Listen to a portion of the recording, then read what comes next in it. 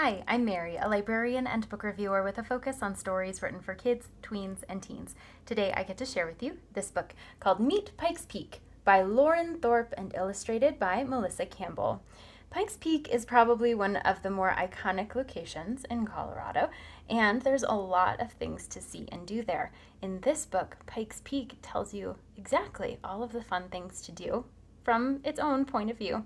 So as you can see, Pikes Peak is anthropomorphized in this book and talking to readers about all of the fun things that can happen on Pikes Peak, from the train to the fireworks and more. There are all sorts of things to explore no matter what time of year you go.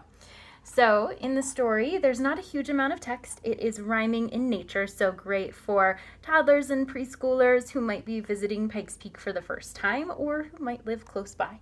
And that makes it pleasant to listen to as they are going through the illustrations. So the pictures themselves incorporate Pikes Peak as a very jolly type mountain and something that kids will resonate with because it is cartoon-like in nature. And as you're going through the story, you have lots of words that are printed in bold font, so they stand out from the rest of the text and they invite some conversation as well.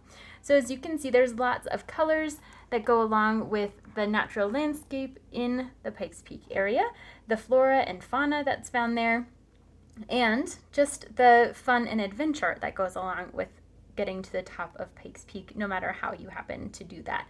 So the story is a nice introduction for kids who might be visiting Pikes Peak for the first time. It's also one that people who live close to Pikes Peak will appreciate because it does incorporate a lot of elements that you only really know about if you've ever been there. And the book itself is colorful and enjoyable to read aloud, whether kids are young or even a little bit older. If this sounds like a great fit for you or for someone you know, I hope you look for it wherever you get your books.